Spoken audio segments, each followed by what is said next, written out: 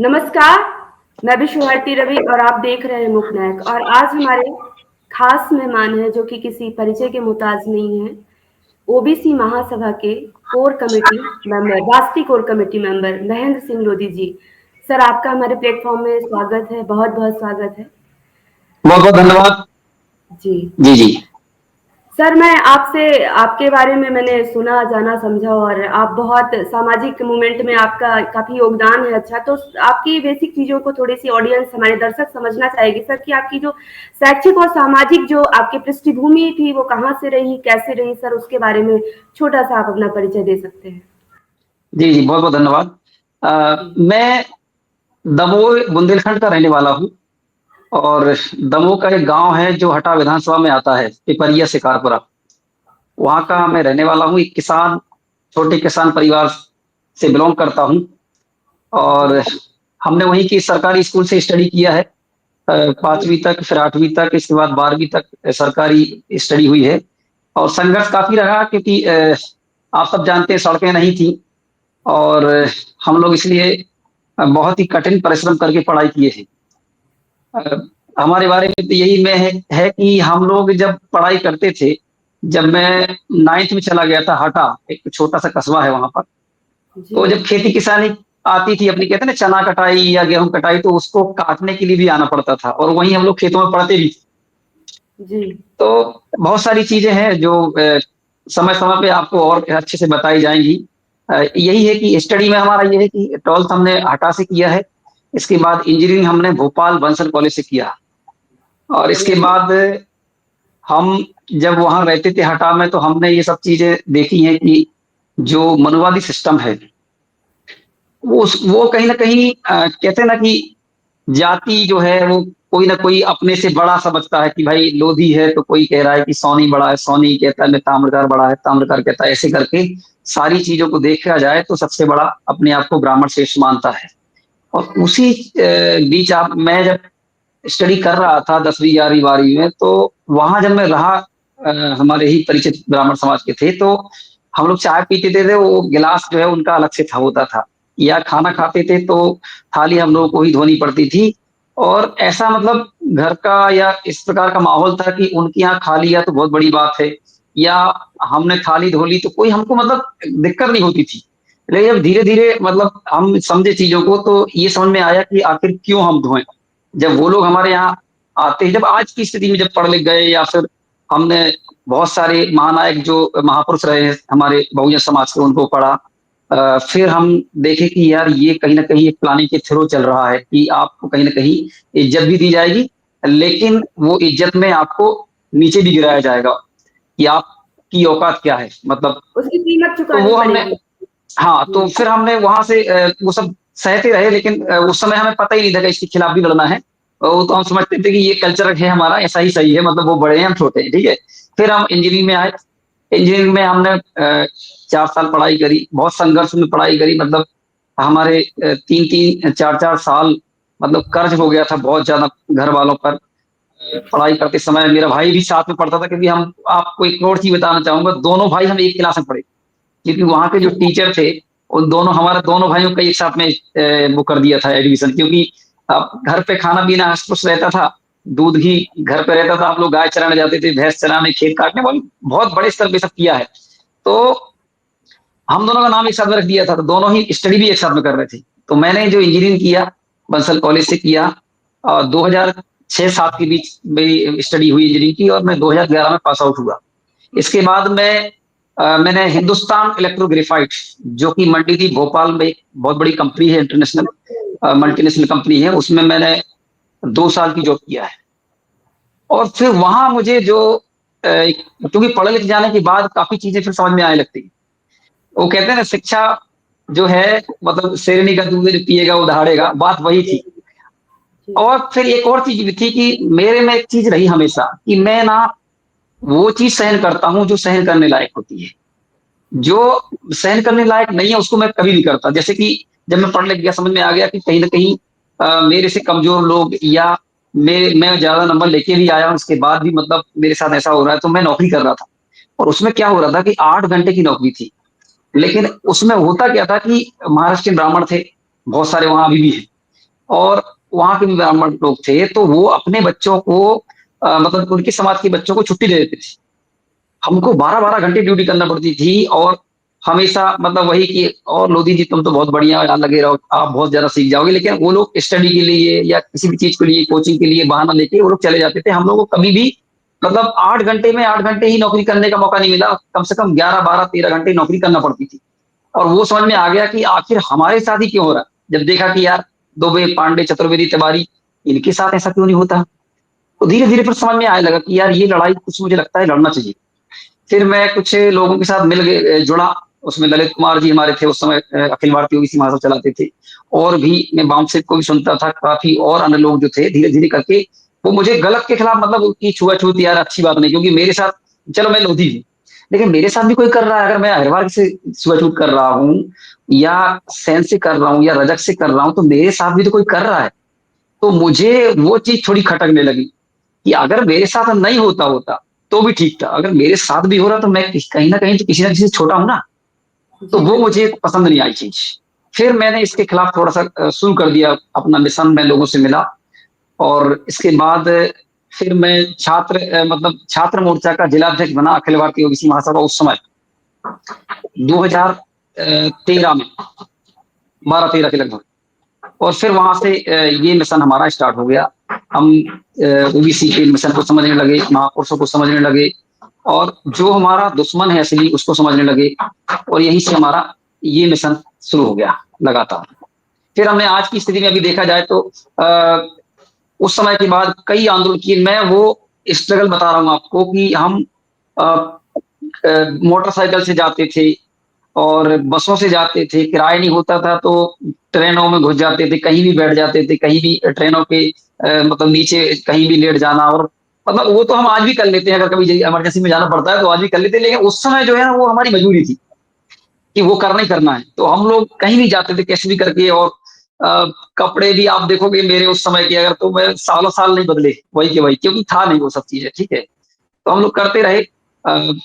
और आज भी आप देख रहे होंगे संघर्ष जारी है। अब आप जो भी सवाल करेंगे मैं जरूर आपको बताने का प्रयास करूंगा। सर आप अपनी परिस्थितियों से लड़ करके आप एक अच्छी मुकाम पर है, आपकी पहचान है। सर आप ओबीसी महासभा राष्ट्रीय कमेटी के आप कोर मेंबर के तौर पर है, अभी आपकी पहचान है। सर आप ओबीसी महासभा के बारे में थोड़ी सी जानकारी दीजिए हमारे ऑडियंस को कि इसकी स्थापना कब हुई थी और किन उद्देश्यों के लिए की गई थी सर। यस, बिल्कुल बिल्कुल दीदी। देखिए क्या है ना, जब हमने ये आंदोलन शुरू किया तो उस समय क्या है, कांग्रेस सत्ता में आई थी। और ये आपको बता दूं, हमारे उस समय के जो राष्ट्रीय अध्यक्ष थे वो ललित कुमार जी थे, और हमारी उनसे बहुत अच्छी बनती थी। वो एक प्रकार से हमारे गुरु भी है।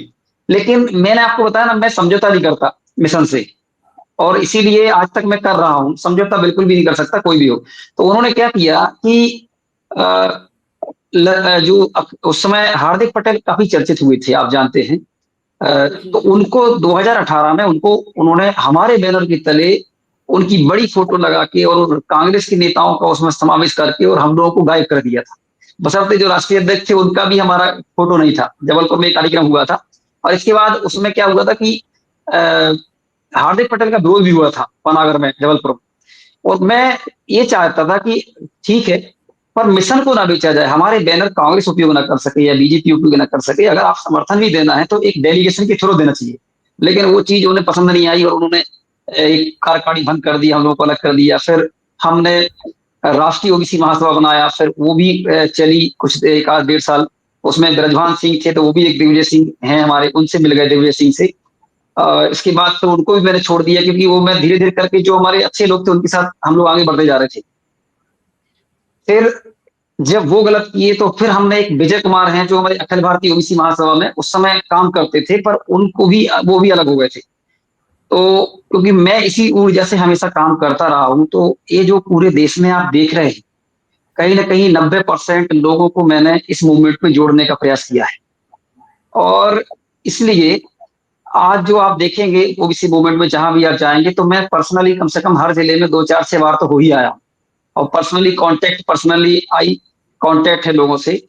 तो उनसे मेरा हुआ कि मैंने जब राष्ट्रीय ओबीसी महासभा से मेरी थोड़ी तकरार चलने लगी, तो फिर उन्होंने कहा कि एक काम करो मैं भाई, हम मतलब हम स्वस्थ नहीं रहता है सही, डायबिटीज है, तो एक काम करिए मेरे साथ आप आ जाइए। तो मैंने कहा ठीक है, मतलब अपन को काम करना कोई भी हो। तो उस समय हमारी ये बात हुई थी, जो आप ये देख रहे होंगे चीजें, राष्ट्रीय कोर कमेटी। तो उस समय हमने ये पैटर्न लाया था। एक्चुअल हो क्या रहा था कि जिसको भी राष्ट्रीय अध्यक्ष बनाते थे वो मेहनत नहीं करता था, लेकिन बेचने का काम करता था। तो धीरे धीरे हमने सोचा कि यार ये तो गलत हो रहा है। तो फिर हमने राष्ट्रीय कोर कमेटी पैटर्न को से बात करी कि देखिए आप राष्ट्रीय अध्यक्ष होंगे, संस्थापक होंगे, हम मतलब नहीं है। 10,000 रुपए में कोई भी संगठन का रजिस्ट्रेशन हो जाता है, ठीक है। तो उसका ये हो रहा था कि बार बार हमको दिक्कत हो रही थी कि संगठन छूट रहा था। तो हमने उनसे बोला कि साहब एक काम करिए, राष्ट्रीय कोर कमेटी का पैटर्न रहेगा, कोई भी और चीज नहीं लिखेगा, ना राष्ट्रीय अध्यक्ष लिखेगा ना संस्थापक लिखेगा, क्योंकि मेहनत जो करेगा वो दिखेगा। तो वो चीज उस समय तो उन्होंने मान ली, लेकिन वो फिर 1 डेढ़ साल के बाद फिर उन्होंने वही किया। फिर उनको भी छोड़ दिया। फिर हमने एक संगठन का रजिस्ट्रेशन फिर करवाया, ओबीसी महासभा ही उसका भी नाम है। वो लोग अपना कर रहे होंगे, मुझे नहीं पता, बट हम लोग जो कर रहे हैं पूरे देश में। तो हम इस मतलब इस समय में मतलब हमने ये देखा है कि कई बार जो एक राष्ट्रीय अध्यक्ष का पैटर्न होता है सामाजिक संगठन में, वो कहीं ना कहीं बहुत नुकसानदायक हो जाता है। इसलिए हमने राष्ट्रीय कोर कमेटी बनाया है। मतलब हमारे यहाँ धर्मेंद्र कुशवाहा जी, पुष्पराज पटेल, वैभव सिंह, अरविंद दांगी, लोकेंद्र गुर्जर और मैं, ये राष्ट्रीय कोर कमेटी सदस्य है। मतलब एज राष्ट्रीय अध्यक्ष के पैटर्न पे काम है इसका, कि ये राष्ट्रीय कोर कमेटी मतलब राष्ट्रीय अध्यक्ष।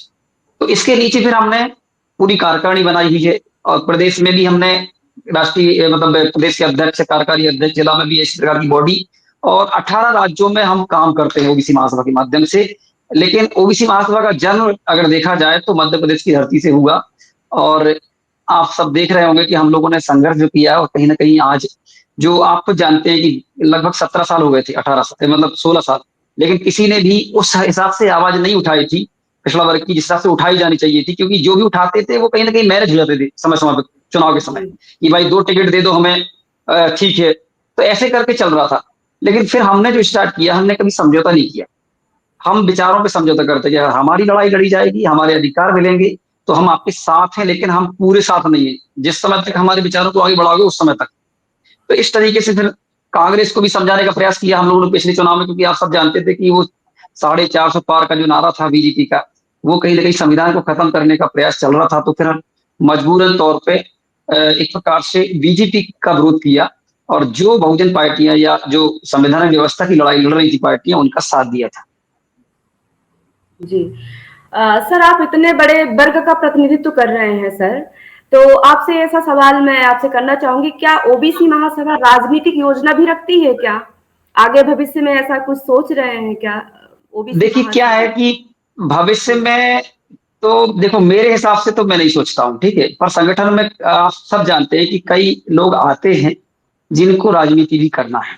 और ये स्वाभाविक सी बात है, आपके साथ अगर लोग जुड़ेंगे और उनका नाम होगा, तो निश्चित ही उनको ये लालसा होती है कि हमें भी, हम भी क्यों ना जिला पंचायत बने, विधायक बने, सांसद बने। जी, थोड़ा-सा मैं क्वेश्चन को इंटरप्ट करना चाहूँगी। आप इतने बड़े वर्ग का प्रतिनिधित्व कर रहे हैं और जहाँ तक कि सभी जानते हैं और मानते भी हैं सर कि सत्ता के बिना इतने बड़े वर्ग में परिवर्तन लाना, बदलाव लाना थोड़ी मुश्किल है इस चीज़ को। तो इस चीज़ को भी आप थोड़ी-सी डिस्क्राइब करें सर। कैसा मतलब हाँ, कहाँ ले जाना देखिए चाहिए मैं इसको? 2 बार 2018 का, और ये जो अभी चुनाव हुआ 2022 में, इस चीज को जी, फेस कर चुका हूँ। बड़ी मुश्किल होती है, क्योंकि 5 साल मेहनत करते हैं और बाद में हमारे लोग फिर वो सत्ता से टिकट मांगते हैं, जो मतलब बोलते हैं बीजेपी कांग्रेस है और भी दल, ठीक है ना।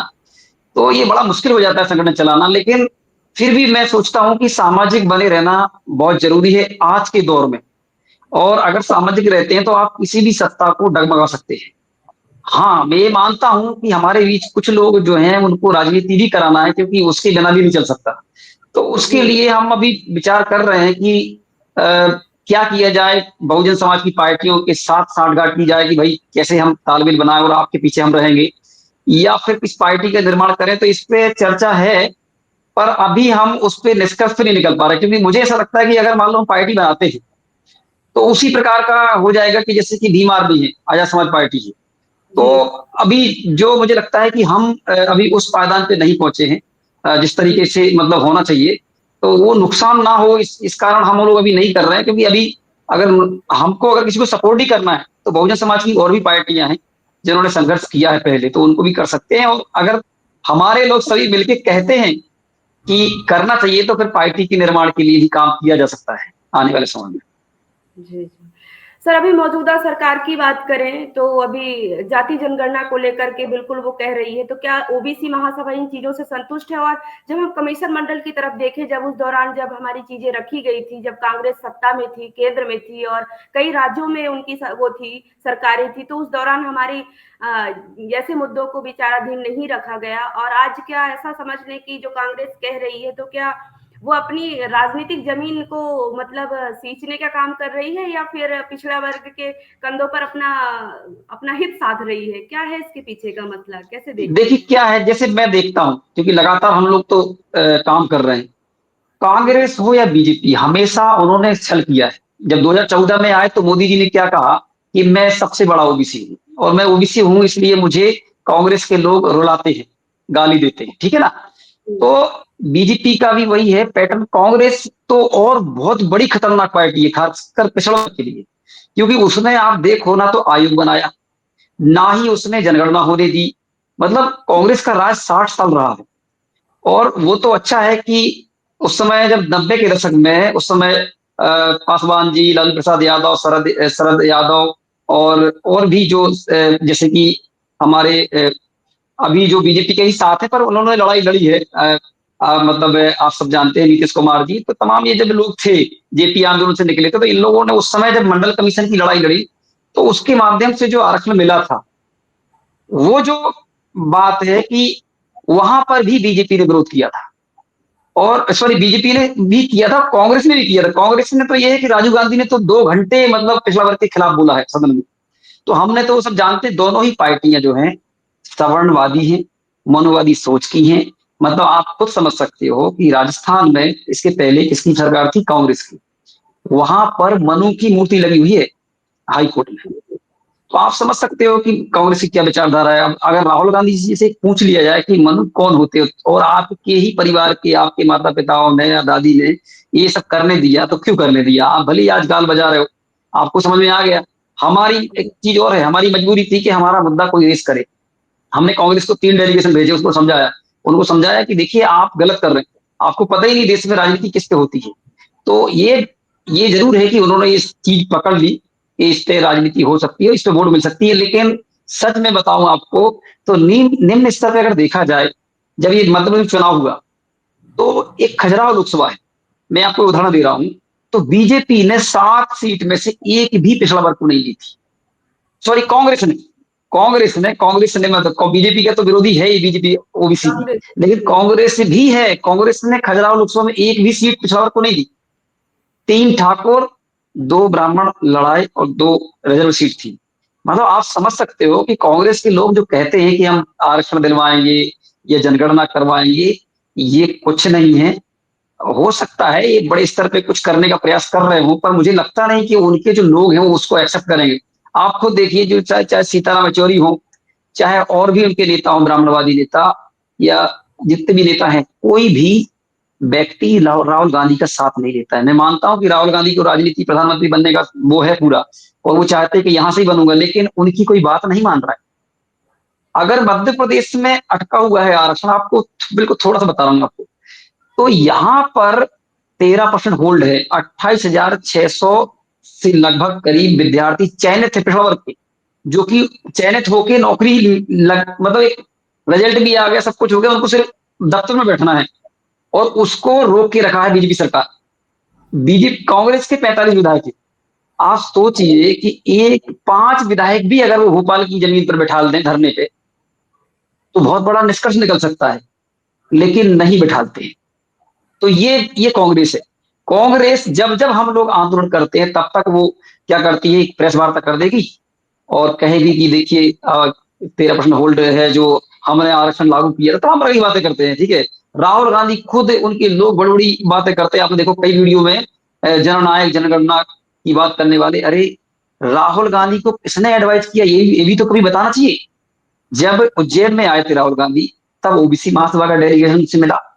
जब वो ग्वालियर आए वहां भी मिला, जब वो मांडू पहुंचे वहां भी मिला हमारा डेलीगेशन। तब जाके वो, लेकिन आज तक राहुल गांधी ने ये नहीं कहा कि ये सामाजिक संगठन जितने भी हैं, चाहे ओबीसी महासभा हो, चाहे और भी संगठन जितने भी हैं, उनकी बात इन्हें कभी नहीं कही कि उन संगठनों ने हमें कहा और हमने उठाया। तो राहुल गांधी के पेट में भी दांत है, वो नहीं, ये श्रेय जो है सामाजिक संगठनों को ना देकर खुद को लेना चाहते हैं, जो कि एक बड़ी मूर्खता है, क्योंकि पिछड़ा वर्ग इतना समझदार अब हो गया है। तो दोनों ही पार्टी विरोधी है। सर, जैसा कि हम सभी जानते हैं कि भारत देश में जो कि 60% आबादी ओबीसी की है, अगर वो चाहे तो सत्ता स्थापित भी कर सकती है और गिरा भी सकती है। आखिर हम फेल कहाँ हो रहे हैं? हमारे फेल होने की क्या वजह है? जबकि हमारा पिछड़ा आज भी, चाहे वो शैक्षिक हो, चाहे राजनीतिक हो, चाहे एकेडमिक, किसी भी संस्थान में वो अच्छे जगह इतना ज्यादा उसके वो नहीं है, भागीदारी नहीं है। जबकि ओबीसी की जो संख्या है, जो भागीदारी उस हिसाब से नहीं हो पा रही है। आखिर इसकी क्या वजह है? हम क्यों फेलियर हैं? हर बार ही हो रहे हैं। कहाँ कमी देखिए, हो रही है? इसकी वजह जो मैं समझ पाया हूं अभी तक, जी। वो है हिंदुत्व का, जो एक हिंदुत्व है ना, उसका जो एक कल्चरल डेवलपमेंट है उनका, उसमें ये पूरा पिछड़ा वर्ग फंसा हुआ है। जैसे आप समझ, देखो, एक मैं थोड़ी हटके बात बता रहा हूँ कि हम लोग 65% हैं पूरे देश के जी। अंदर, जी। लेकिन जब हम कोई सामाजिक क्रांति करने का प्रयास करते हैं, पिछड़ा वर्ग की लड़ाई लड़े या कोई प्रकार की लड़ाई है, तो हमारी महिलाएं नहीं आती है। लेकिन जहीं बागेश्वर का है, और एक कोई वो एक बाबा और है, उसको बागेश्वर अयोध्या है, वो तमाम प्रकार, जी, हाँ बाबा है। उसको, हाँ पप्पू बाबा क्या बोलते हैं, मतलब उनके नाम भी ऐसे चल रहे हैं, इसके बाद भी वो चल रहे हैं, ठीक है। तो जी। आप देखना कि लाखों की संख्या में महिलाएं पहुंच जाती वहां, जबकि वहां वो क्या देगा आपको, वो ये देता है कि इस भगवान को मान लो तो आपकी इच्छा पूरी हो जाएगी। जी। अभी या बेल बेल की पत्री पे आप नाम लिख दो, है ना, तो आपका बच्चा जी। पास हो जाएगा। मतलब ऐसी जी। चीजें पाखंड जो कर रहे हैं ये लोग। और जी। इसमें ये पिछड़ा वर्ग पूरा का पूरा एक मीठे जहर, जो कि एक काल्पनिक चीज है कि आपका ऐसा करोगे तो ऐसा हो जाएगा, उसमें ये पूरा फंसा हुआ है। और वो राजनीति जो सांस्कृतिक कल्चर है हिंदुत्व का, उस कारण ये निकल नहीं पाते। मैंने, क्योंकि मैं अपने घर से बोलूंगा ये बात कि मेरे घर में क्या है, जब हम लोग एक कुछ करते हैं, प्रोग्राम करते हैं, तो आपने देखा होगा कि अभी गणेश जी रखे जाएंगे, फिर माता जी रखी जाएंगी, फिर बहुत सारी चीजें मतलब होती हैं। हम किसी चीज का ऐसे नहीं कि कोई एकदम विरोधी नहीं है, पर हमको लाभ क्या है उससे, ये भी समझने की जरूरत है। जी। तो हमारा जो समाज है कहीं ना कहीं एक षड्यंत्र का शिकार हो गया, जी। बहुत बड़ी। क्योंकि ये जो समाज है वो पूरा बौद्ध, मतलब एक प्रकार से बौद्ध का समाज है पूरा, ठीक है ना। जी। चाहे पिछड़ा वर्ग जो पूरा है, एसटीसी, और ये कहीं ना कहीं इनका अगर इतिहास देखा जाए, क्योंकि आप जो कहते हैं ना कि हिरण्यकश्यप, राजा बलि, ठीक है ना, और शिव, ये तीन जो राजा हुए हैं, ये हमारे मूल निवासी राजा हुए हैं, ठीक है ना। और इनको वो दूसरे तरीके से दिखाते हैं कि ब्रह्मा विष्णु महेश। तो हम लोग जो है ना कहीं उनकी कल्चरल एक्टिविटी आपने देखा होगा। मैं थोड़ी सी चीज बताना चाहूंगा कि आपने टीवी पे देखा होगा राजा बलि का सीरियल। उसमें एक बामन उंगल का एक ब्राह्मण होता है, वो राजा बलि से 3 वचन मांगता है, ठीक है ना। वो कहता है कि देखिए राजा साहब, हम आपके यहाँ आपके यज्ञ में आए हैं और 3 वचन चाहिए मुझे। तो राजा ने कहा कि, क्योंकि राजा राजा बलि थे, हमारे जी। राजा आप जानते ही कि मतलब भोले भाले होते थे पहले। तो जी। उन्होंने क्या किया कि चलो ठीक है, मांग लो क्या मांगना है। तो उनने जो टीवी पे दिखाया आपको, उसको मैं बता रहा हूँ, टीवी पे ये दिखाया कि एक पैर से एक लोग नाप लिया, ठीक है ना। और मतलब पैरों की ऐसे ऐसे करके, अब आप सोचिए कि अगर एक एक बामन उंगल का एक ब्राह्मण है, वो 360 डिग्री अपने पैरों को घुमा रहा है, ठीक है ना। जी। और वो कह रहा है कि हमने एक पैर से एक लोग, दूसरे पैर से दूसरा लोग, और तीसरा पता नहीं कौन सी क्या चीज लेके आए कि वो तीसरा भी नापना चाह रहे थे, मतलब आकाश जी। पाताल।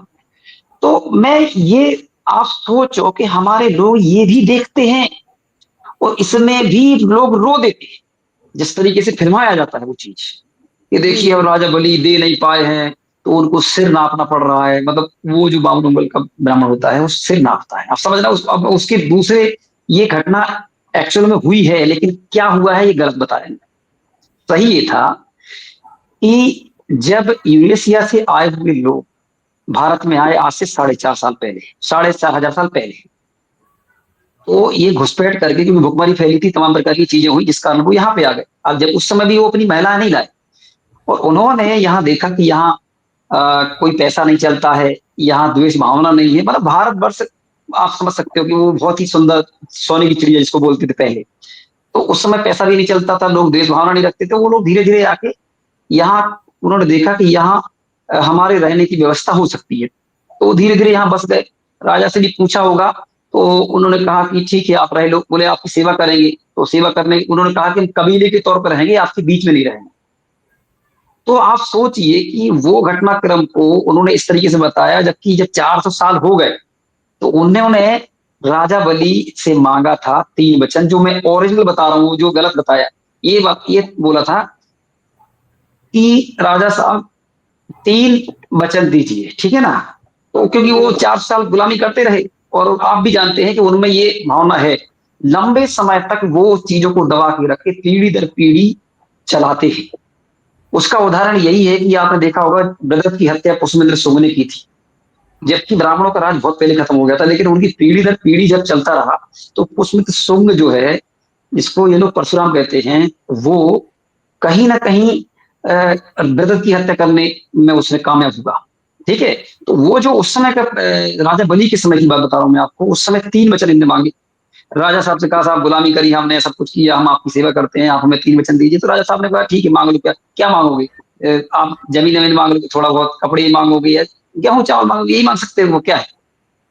उस समय उन्होंने ये मांगा कि जो शिक्षा है हम ही लेंगे, हम ही देंगे, और हम ही डिसाइड करेंगे किसे देना है। तो आपने देखा होगा गुरुकुल में किसी भी लोधी, कुर्मी, कुशवाहा, जाट, गडरिया, पाल, सोनी, ताम्रकार, जितनी भी समाज है पिछड़ा वर्ग की, किसी को पढ़ने का मौका नहीं मिला। वही है जो वो बताया वहां गलत गया है, यहाँ जो मैं बता रहा हूँ सही है। दूसरा उन्होंने मांगा कि जो भी आप उगाते हैं फसल, या जो भी बनाते हैं, उसका रेट हम डिसाइड करेंगे कि वो कितने की है। तो आपने देखा होगा किसान आज भी कितनी भी फसलें उगा लें, कुछ भी कर लें, चाहे उनको कितना भी नुकसान हो जाए, लेकिन वो रेट डिसाइड नहीं कर सकते हैं। सही बात है। तो ये वचन में उनका यही तरीका, कहते थे एक लोग नाप लिया, दूसरा नाप लिया, दूसरे लोग का मतलब ये था कि आप जो उगाते हैं भारतवर्ष में, वो डिसाइड करेंगे वो कितने की होगी। 2 चीजें, शिक्षा हो गई, और उन्होंने ये भी मान लिया कोई भी वस्तु कितने की, वो भी मान लिया। अब लास्ट का जो है वो बड़ा खतरनाक, उन्होंने ये कहा कि जो जन्म से लेके मृत्यु तक हम डिसाइड करेंगे कि आप क्या होंगे। अब आप सोचिए, राजा से ये चीज मांगी गई, राजा ने बोल दिया ठीक है ले लो। अब आप सोचिए जन्म से लेकर मृत्यु तक, मतलब आप समझ सकते हो कि भी आज भी आपको बता रहा हूं कि आप चले जाओ, जब बच्चे पैदा होते हैं, लोधी, कुर्मी, कुशवाहा, प्रजापति, रजक, साहू, सेन, माली, ताम्रकार, सोनी, तमाम प्रकार की जातियां, धाकड़, गुर्जर, पवार, जितनी भी जातियां हैं, ये 3,700 जातियां, 3,743 जातियां जो हैं, आज भी डिसाइड नहीं कर पाता कि अपने बच्चे का नाम रख सकते। सही बात है। तो आप समझ सकते हो कि हमारा जो 65% समाज है, प्रतिदिन उनके ही चीजों को ढो रहा है। तो ये बहुत बड़ा षड्यंत्र है। मतलब आप सोचिए, जो कहते हैं सिर नापना, पाली भाषा में नापना होता है, काटना होता है, ठीक है ना। तो उस सिर नाप लिया था, मतलब हमारे राजा की उन्होंने हत्या कर दी थी उसकी।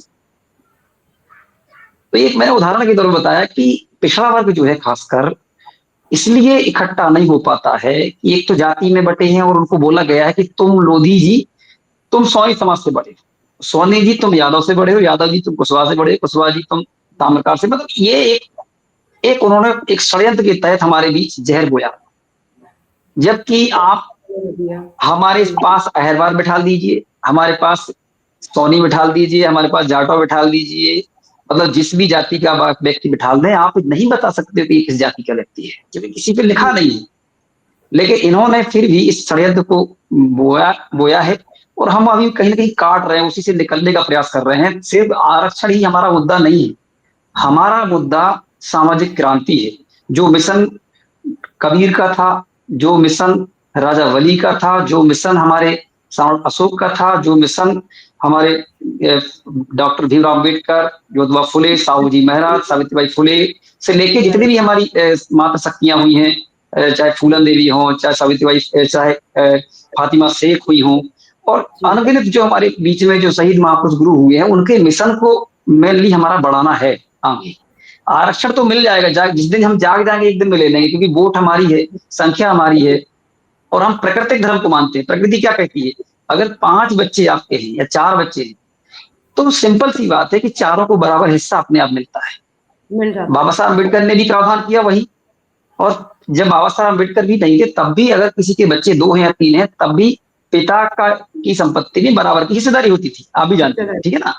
तो जी डॉक्टर अम्बेडकर साहब ने तो प्राकृतिक धर्म को ही मतलब इसमें डाला था, ये जितनी जिसकी संख्या है उतना उसको हिस्सा मिलना चाहिए, ठीक है ना। तो वही की मतलब जो सवर्ण लोग हैं आज विरोध करते हैं आरक्षण का, और सवर्णों में भी बड़ी समस्या है, मैं आपको बता रहा हूँ। जो ईडब्ल्यूएस आरक्षण 2019 में लागू हुआ उसमें 95% ये आरक्षण सिर्फ ब्राह्मण ही प्राप्त कर रहा। आप अगर देखें इसको तो खैर अपन जी। वो तो लड़ाई उनकी, वो लड़ाई आपको मतलब नहीं, पर एक बता रहा हूँ। आप एक यंगस्टर हो, आप यूथ का भी नेतृत्व कर रहे हैं, वो भी बहुत बड़े तबके का नेतृत्व कर रहे हैं सर। जैसे कि एजुकेशन व्यवस्था देखा जाए तो अभी एकदम ध्वस्त पड़ गई है, कोई उसकी वो नहीं है।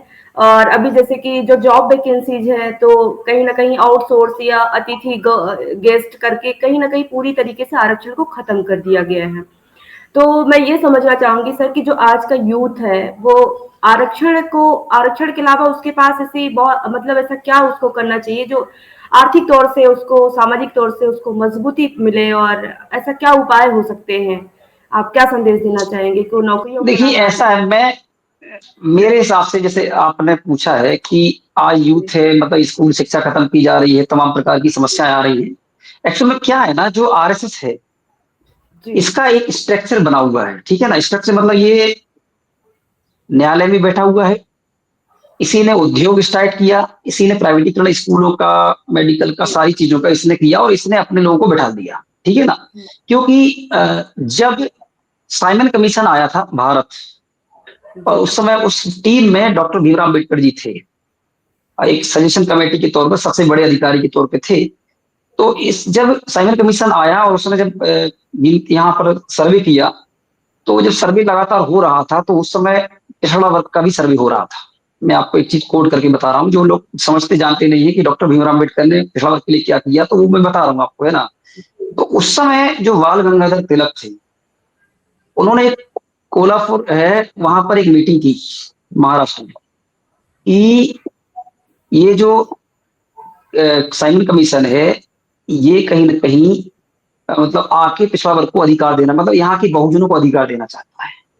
तो जो जातियां मतलब उसने ये कहा कि देखिए साइमन कमीशन जो आया है वो लोधी, जाट, गुर्जर, कुर्मी, कुशवाहा, प्रजापति, इनको इस भाषा में बोलना नहीं चाहिए, बता इनको वो चमार मेथर बनाने का प्रयास कर रहे हैं। और ये मुहिम उनने पूरे देश में चलाई कि जो ये लोग हैं वो तो क्षत्रिय है, उन्होंने कहा लोधी तो क्षत्रिय होता है, लोधी जाट तो क्षत्रिय होता है, मतलब तमाम प्रकार की चीजें। तो हमारे लोग उस समय क्या मनुवादी कल्चर के तो गुलाम थे ही, और उनने रूलर फैलाया कि देखिए साइमन कमीशन को कुछ मत बताइए आप। तो हमारे समाज की स्थिति उस समय भी ऐसी थी कि चड्डी बनियान भी सही से नहीं थे, फटे पुराने पहनते थे, मैं रियल बता रहा हूँ आपको।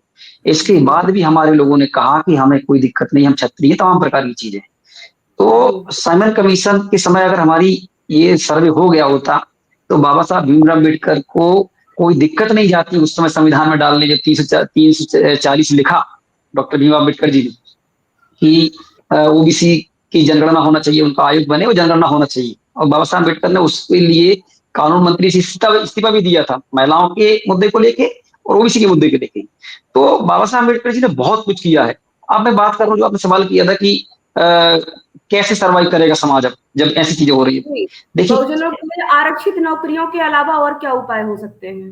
देखिए उपाय कुछ नहीं है, जो बाबा साहब भीमराव अम्बेडकर ने संविधान दिया है वही हमारा हथियार है, जी और उस हथियार के थ्रू ही हमें आगे बढ़ना पड़ेगा, क्योंकि हम लोग बुद्ध की धरती पे है, ठीक है ना। और हमारा जी बुद्धिज्म ही हमारा दिमाग है, हम लोग सोच भी वही रखते हैं। तो बुद्ध का संदेश है शांति का, ठीक है ना। तो जब बाबा साहब अम्बेडकर जी ने हमें संविधान दिया है तो हमको उसके आर्टिकल्स को मानते हुए, जैसे कि कहते हैं ना मनुवाद में कि ये मंत्र चलाओ आप तो ये सफलता मिल जी जाएगी, तो हमारे पास भी जी मंत्र है पिछड़ा वर्ग के पास या एसटी बिल्कुल और ओबीसी के पास मंत्र क्या है। जी 340 जो अनुच्छेद है उसका अनुसरण करो और जी उसको पूर्ण लागू करवाने का प्रयास करो।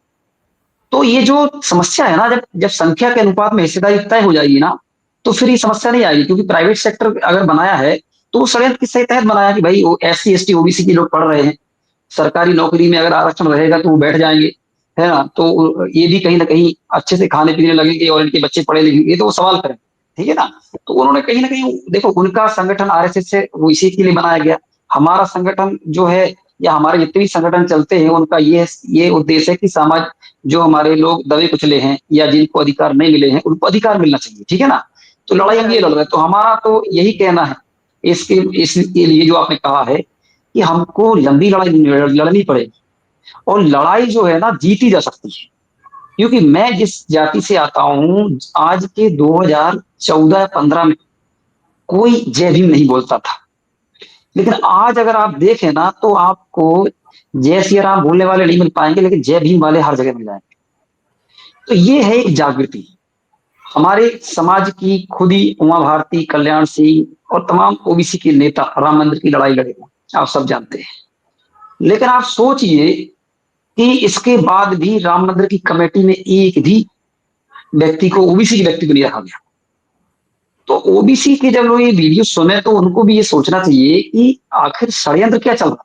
और आज भी देखिए, आज क्या चल रहा है। आज जब 13% होल्ड है, तो होल्ड कराने कौन गया? ना मुस्लिम गया, ना पारसी गया, ना सिख गया, ना ईसाई गया। कौन गया?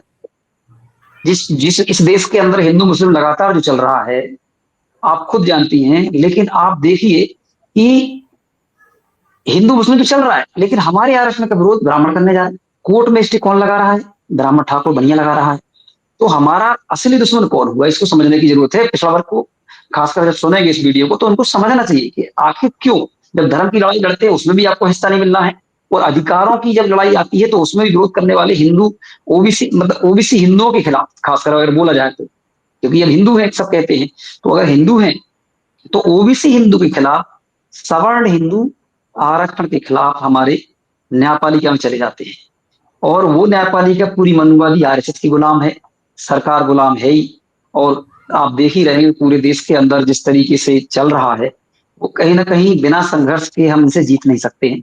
ठीक है, मैं मानता हूँ ये लाठी चलाएंगे, डंडे चलाएंगे, गोली चलाएंगे, मारेंगे, काटेंगे, लेकिन फिर भी जीत हमारी ही होगी। क्योंकि अगर हम अनुसरण करते हैं महापुरुषों का, डॉक्टर भीमराव अम्बेडकर उस जमाने में पढ़े, जुड़वा फुले साहब उस जमाने में पढ़े जहां आपको पढ़ने का अधिकार ही नहीं था। आज तो कम से कम संविधान दिया बाबा साहब अम्बेडकर ने, तो आपको स्कूल दे दिए, सब कुछ। वो तो हमारी गलती कि हम बचा नहीं पा रहे। आप खुद सोचिए दीदी कि हम लोग अपनी चीजें नहीं बचा पा रहे, और वो इसका कारण यही है कि हम लोगों को सबसे ज्यादा है कि राजनीति बहुत जल्दी दिक्कत हुई, मतलब राजनीति में आने का जल्दी प्रयास करते हैं लोग। थोड़ा सा नाम हो गया, राजनीति करना है। अगर राजनीति तो हम 10 साल भी कर सकते हैं ना बाद में, लेकिन अगर समाज को जोड़ लिया जाए बड़ी संख्या में, और जितने भी महापुरुषों के विजन को बना के पार्टियां चल रही थी, उनको इकट्ठा करने का प्रयास किया जाए। और मैं जैसे मैं हूँ मध्य प्रदेश, मैं क्योंकि खुद लोधी जाति से आता हूँ, और 13% लगभग लोधी जाति है, ठीक है ना। अगर हम लोग चाहेंगे, पिछड़ा वर्ग को इकट्ठा कर लिया हम लोग, लगभग कर रहे हैं, सभी बड़ी बड़ी जातियां हैं, और आज हम अहरवार समाज को जोड़ लें, हमारे जो एससी और एसटी को जोड़ लें, और हम सामाजिक मूवमेंट खड़ा करके फिर हम पार्टी बना, तो उसका फायदा हो सकता है। नहीं तो हमारे लोग बीच के जो है, कांग्रेस बोलेगी हम दे रहे थे टिकट, ओबीसी समाज वाले टिकट क्यों लड़ रहे आप, तो वहां से पैसा भी मिलेगा उन्हें। और वैचारिक जब लोग नहीं होते हैं ना दीदी, एक चीज और है कि वैचारिक व्यक्ति अवैचारिक व्यक्ति है, वो बीजेपी से चला जाए, कांग्रेस से चला जाए, वो हमारा विरोध कर देगा। आपने देखा होगा प्रीतम सिंह लोधी, उनको स्टार हमने बनाया था, आप जानते हैं। उन्होंने जब बीजेपी ने उनको भगाया था, उन्होंने थोड़ा कथावाद के खिलाफ बोला, तो हमने कहा यार अच्छा व्यक्ति है, अगर बोल रहा है तो इस पर काम करना चाहिए। लेकिन वो व्यक्ति बाद में पूरी मनुवादी में गुलाम हो गया। लेकिन हमने ट्राई किया था इस चीज के लिए, तो इसीलिए कि अब अभी टी राजा है, आपको पता होगा, टी राजा नाम सुना होगा, हैदराबाद के, वो लोधी जाति से आते। जी। लेकिन उन पे हम उनके कई लोगों का फोन आया कि भैया इनके लिए सपोर्ट में कुछ करो। मैंने कहा नहीं, बिल्कुल नहीं कर सकती, क्योंकि अवैचारिक व्यक्ति हमारा हो नहीं सकता। इसीलिए हम लोग कैडर चला रहे हैं दीदी, और विचारों पे काम कर रहे हैं। नेता बने ना बने, पर सामाजिक क्रांति के कई युवाओं को खड़ा कर देंगे। सड़कों पे आंदोलन नहीं जानते थे मध्य प्रदेश के लोग, हम लोगों ने सड़कों पे आंदोलन करना सिखाया। और जो महापुरुषों की विचारधारा है उनको कहीं ना कहीं स्थापित करने का काम किया। कोई नहीं जानता ज्योतिबा फुले कौन है, साहू जी महाराज कौन है, अवंतीबाई लोधी कौन है, हृदय शाह लोधी कौन है, किशोर सिंह लोधी कौन है, या कबीर पेरियार से लेके लल्ला यादव से लेके कोई जानता नहीं था। पर धीरे धीरे हम लोग पढ़ते रहे और करते रहे, तो आज कहीं ना कहीं खुशी होती है कि लोग जाग रहे हैं। वो बात अलग है कि राजनीति के हिसाब से देखा जाए तो विधानसभा या लोकसभा में हमारे लोग नहीं है, लेकिन ये विश्वास है कि कहीं ना कहीं हम इतना दबाव बना सकते हैं कि उन लोगों को हमारी बात करना पड़ेगी आने वाले समय में। जी, बिल्कुल।